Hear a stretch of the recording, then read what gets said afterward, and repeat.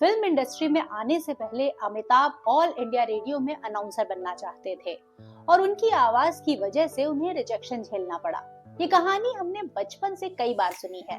तो सवाल है कि फिल्मों में आने से पहले अपने बिल पे करने के लिए अमिताभ बच्चन क्या करते थे। वैसे तो बहुत से मिक्स जॉब उन्होंने की, लेकिन एक जॉब ऐसी थी जिसका एक्सपीरियंस आगे चलकर काला पत्थर की स्क्रिप्टिंग में काफी काम आया।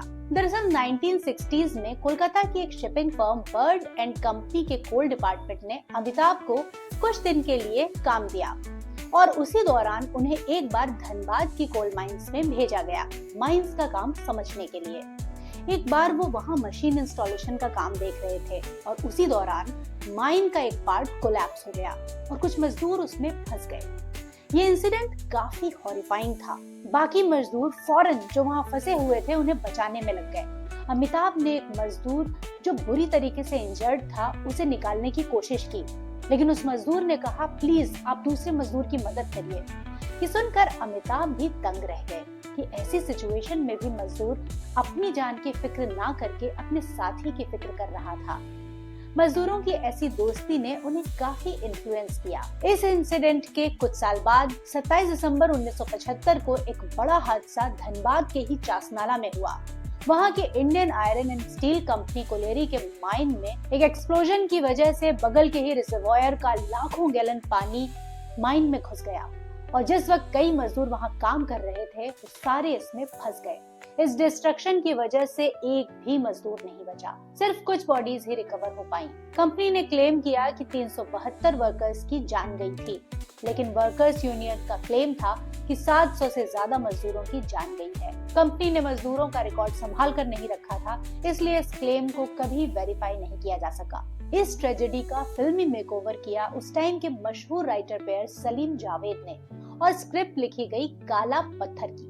कहानी कुछ ऐसे शुरू होती है कि एक कोल माइन में एक मजदूर फंस जाता है और फिल्म का हीरो विजय, जो खुद वहां पर एक मजदूर है, वो उसे बचाता है। इस माइन में मालिकों की लापरवाही की वजह से आए दिन एक्सीडेंट होते रहते हैं और मालिक को कोई फर्क नहीं पड़ता। एक दिन वहां एक आइडियलिस्ट इंजीनियर रवि काम करने आता है और माइन में हो रही गड़बड़ी और मजदूरों की प्रॉब्लम्स के लिए माइन ओनर के सामने आवाज उठाता है। माइन ओनर को ये बात बिल्कुल पसंद नहीं आती है और वो मजदूरों और उस इंजीनियर के बीच में डिफरेंस क्रिएट करने की कोशिश करता है और क्लाइमेक्स में एक चासनाला टाइप ही ट्रेजेडी होती है और विजय, रवि और एक दूसरा हीरो अपनी जान पर खेलकर उन सबको बचा लेते हैं और विलन को मारते हैं। तो ये था बेसिक प्रेमाइस। इस प्लॉट को लेकर सलीम जावेद यश चोपड़ा के पास गए। सलीम जावेद और यश चोपड़ा पहले भी दीवार और त्रिशूल जैसी ब्लॉकबस्टर फिल्में बना चुके थे, इसलिए वैसा ही मैजिक रिक्रिएट करने का प्रेशर उन पर था। सलीम जावेद ने कहा कि पहले कास्टिंग फाइनल कर लेते हैं, उसके बाद ही फिल्म के स्क्रीन प्ले और डायलॉग्स लिखे जाएंगे। विजय के रोल के लिए अमिताभ बच्चन पहली चॉइस थे। विजय एक एक्स नेवल ऑफिसर होता है जो एक बार तूफान में अपनी सिंकिंग शिप छोड़कर भाग जाता है। इस गलती की वजह से उसके क्रू के मेंबर्स मारे जाते हैं। ये गिल्ट और शर्म उसके पीछे पड़ जाती है और वो अपनी पहचान छुपाकर सब कुछ छोड़ देता है। अपने आप को पनिश करने के लिए वो धनबाद की एक कोल माइन में मजदूर बनकर काम करता है, खुद से लड़ाई करता है, खुद को सजा देता है। अमिताभ उस वक्त एंग्री यंग मैन के नाम से मशहूर थे और ये रोल उनके लिए परफेक्ट था। इंजीनियर रवि के रोल के लिए शशि कपूर, जो दीवार और त्रिशूल में थे, उन्हें कास्ट किया गया। रवि एक पॉजिटिव सोच रखने वाला आइडियलिस्टिक इंसान होता है जिसका मानना है कि ईमानदारी और सच्चाई से सिस्टम को बदला जा सकता है। मजदूरों के साथ इंसाफ हो, उनकी जिंदगी बेहतर हो, इसके लिए वो हमेशा आगे रहता है। ये दो कैरेक्टर तो फाइनल थे, बट फिल्म का एक सबसे इंटरेस्टिंग कैरेक्टर मंगल, जो एक दबंग और बिंदास क्रिमिनल होता है, जेल से भागकर कोल माइन में काम करने लगता है और विजय से उसका 36 का आंकड़ा होता है, जो कि इस फिल्म का मेजर हाईलाइट है। तो मंगल का कैरेक्टर कौन करेगा, ये बड़ा सवाल था।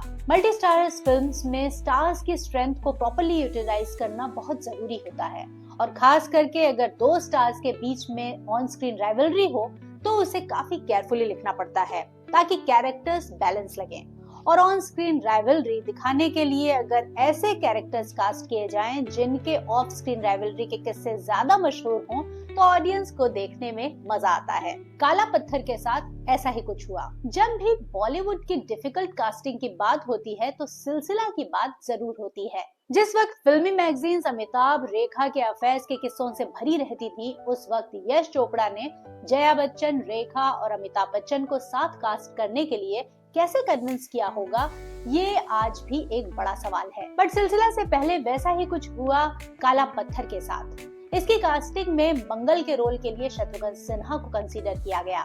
उस वक्त अमिताभ बच्चन और शत्रुघ्न सिन्हा के ऑफ स्क्रीन राइवलरी की बहुत चर्चा हो रही थी। दोनों वैसे किसी जमाने में बड़े अच्छे दोस्त हुआ करते थे। बॉम्बे टू गोवा में दोनों ने साथ में काम किया था।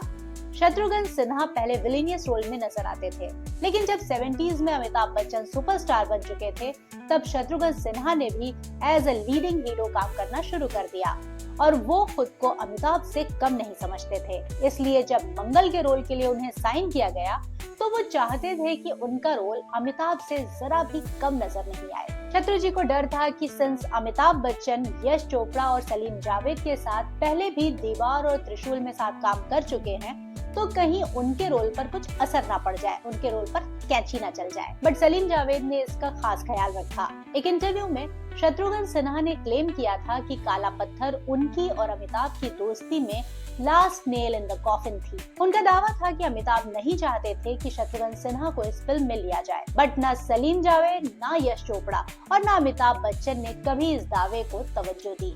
फिल्म में शत्रुघ्न और अमिताभ बच्चन का एक फाइट सीक्वेंस था और इस सीक्वेंस में कौन किसको कितने पंचेस मार रहा था, ये भी शत्रुघ्न काउंट करते थे। उन्हें आज भी लगता है कि उस फाइट सीक्वेंस में फिल्म मेकर्स ने अमिताभ को ज्यादा स्ट्रॉन्ग दिखाने की कोशिश की थी। मल्टी स्टारर में सारे एक्टर्स सेटिस्फाई हो जाएं, बड़ा मुश्किल होता है। खैर, काला पत्थर को आज भी अमिताभ और शत्रुघ्न सिन्हा के सीन्स के लिए याद किया जाता है। दोनों के बीच की राइवलरी को कई राइटर्स आज भी बेस्ट ऑन स्क्रीन कॉन्फ्लिक्ट कहते हैं। अब बात फिल्म के फीमेल कैरेक्टर्स की। सलीम जावेद की स्टोरी की एक खासियत होती है, उनकी फीमेल कैरेक्टर्स भी काफी स्ट्रॉन्ग होती थी। उनकी हीरोइन सिर्फ गाना गाने के लिए नहीं होती थी, सभी एक इंडिविजुअल आइडेंटिटी हुआ करती थी, चाहे सीता और गीता और अंदाज में हेमा मालिनी हो या दीवार में निरूपा राय। इस फिल्म में भी हीरोइंस के रोल को काफी केयरफुली ड्राफ्ट किया गया। राखी एक स्ट्रॉन्ग प्रिंसिपल वाली डॉक्टर हैं जो गरीब मजदूरों की सेवा करती हैं। परवीन बॉबी एक फेरोशियस जर्नलिस्ट हैं जो अपने ही अंकल के कोल माइन के करप्शन को एक्सपोज करने में मदद करती हैं। नीतू सिंह है जो एक सिंगल इंडिपेंडेंट लड़की है जो अपना बिजनेस करती है। इन सारे मेल कैरेक्टर्स के बीच फीमेल कैरेक्टर्स को इक्वल स्कोरिंग पॉइंट्स देकर फिल्म के स्क्रीन प्ले को डेवलप किया गया था। सभी को सेपरेटली नरेशन सुनाया गया और सभी को अपना कैरेक्टर पसंद आया। म्यूजिक कंपोजिशन के लिए उस वक्त के इमर्जिंग कंपोजर राजेश रोशन को सिलेक्ट किया गया था। लिरिक्स लिखे साहिर लुधियानवी ने। राजेश रोशन उस वक्त जूली के म्यूजिक के बाद काफी पॉपुलर हो चुके थे और इस फिल्म का म्यूजिक भी काफी पॉपुलर रहा। शशि कपूर पे पिक्चराइज एक रास्ता है जिंदगी आज के यंगस्टर्स भी सुनना पसंद करते हैं। फिल्म में कोल माइंस और उसके अंदर की ट्रेजेडी को रियलिस्टिक दिखाने के लिए फॉरेन से टेक्नीशियंस हायर किए गए थे। इस फिल्म का क्लाइमेक्स भी टावरिंग इन्फर्नो से इंस्पायर्ड था। वो वीएफएक्स का जमाना नहीं था, इसलिए माइन के डिजास्टर को कन्विंसिंगली दिखाने के लिए काफी मेहनत की गई। यश चोपड़ा इसे ग्रैंड स्केल पर बनाना चाहते थे। फाइनली ये फिल्म 9 अगस्त 1979 को रिलीज हुई, बट जैसा एक्सपेक्टेशंस था वैसा कुछ नहीं हुआ। बट जैसी एक्सपेक्टेशंस थी वैसा रिस्पॉन्स इस फिल्म को नहीं मिला। फिल्म उस साल की 7th हाईएस्ट ग्रॉसर थी और इससे ज्यादा कमाई अमिताभ की सुहाग और मिस्टर नटवरलाल ने की थी। फिल्म के स्क्रिप्ट एंड स्क्रीन प्ले की आज भी तारीफ की जाती है, बट ऑडियंस रिएक्शन को एनालाइज करते हुए जावेद अख्तर ने कहा था कि शायद उनसे फिल्म की स्क्रिप्टिंग में गड़बड़ हो गई थी। उनका कहना था कि होटल के कमरे में बैठकर कोल माइन की स्टोरी लिखने से बेहतर अगर वो एक्चुअल कोल माइन के एरियाज में जाकर अपने एक्सपीरियंस के बारे में लिखते तो शायद स्क्रिप्ट और बेहतर हो सकती थी। अनफॉर्चुनेटली काला पत्थर यश चोपड़ा और सलीम जावेद की एक साथ लास्ट फिल्म रही और इस फिल्म के बाद से ही सलीम जावेद की राइटिंग का डाउनफॉल शुरू हो गया था। काला पत्थर के बाद उनकी प्राइस जरूर बढ़ गई, काला पत्थर के लिए सलीम जावेद को 7.5 लाख रुपए मिले थे और जिसके बाद इनकी फीस बढ़कर 21 लाख रुपए हो गई थी। ये फीस सिर्फ अमिताभ से ही कम थी जो उस वक्त 25 लाख में एक फिल्म करते थे। बट सलीम जावेद की प्राइस जरूर बढ़ी थी, स्क्रिप्ट क्वालिटी ड्रॉप होने लगी थी। इसके बाद जितनी भी फिल्म दोनों ने साथ लिखी वो फिल्में हिट जरूर हुई, लेकिन उन्हें स्ट्रॉन्ग स्क्रिप्ट नहीं कहा जा सकता। चाहे दोस्ताना हो, शान हो या क्रांति, अमिताभ और दिलीप कुमार को लेकर उन्होंने शक्ति जरूर लिखी, बट उसका भी प्लॉट कहीं ना कहीं दीवार से सिमिलर था। दीवार के दो भाई शक्ति में फादर एंड सन बन चुके थे, जो कानून के मोड़ पर आमने सामने थे। तो ये कहानी थी काला पत्थर के बनने की। आपको ये कहानी कैसी लगी हमें कमेंट बॉक्स में जरूर बताइए।